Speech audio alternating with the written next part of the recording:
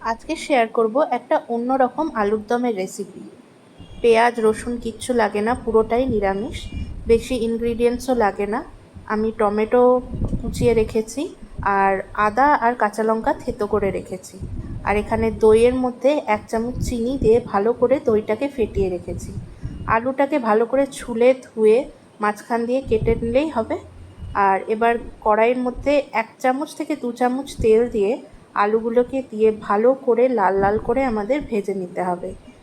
একটু নুনও দিয়েছি আমি, যাতে তাড়াতাড়ি সিদ্ধটাও হয়।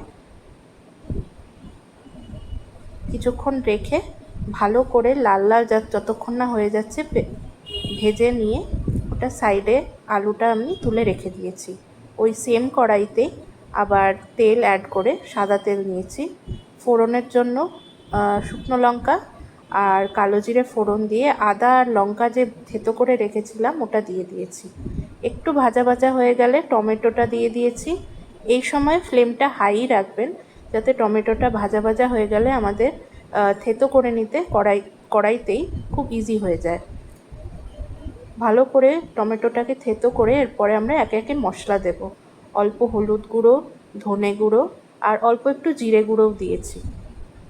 একটু নুন, আর মিষ্টি যদি খেতে পছন্দ করেন মিষ্টি দিতে পারেন।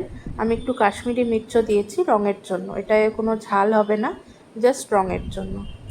একটু যখন মশলাটা ভাজা ভাজা হয়ে যাবে, ওর মধ্যে যে আমরা আলুটা ভেজে রেখেছিলাম ওটা পুরোটা দিয়ে ভালো করে মিক্স করে, যাতে সব আলুতে মশলাটা লেগে যায় গায়ে, দিয়ে ভালো করে ওর মধ্যে অল্প 1 কাপ মতো জল দিয়ে এই সময় ফ্লেমটাকে একদম লো করে ঢাকা দিয়ে রেখে দেবো যতক্ষণ না আলুটা মোটামুটি 90% সিদ্ধ হয়ে যাচ্ছে।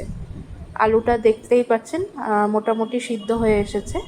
এরপরে আমি যে দইটা ফেটিয়ে রেখেছিলাম ওটা দিয়ে ভালো করে মিক্স করে ফ্লেমটা আবার হাই করে দেবেন, নাহলে কিন্তু দইটা ফেটে যাওয়ার একটা রিস্ক থাকে।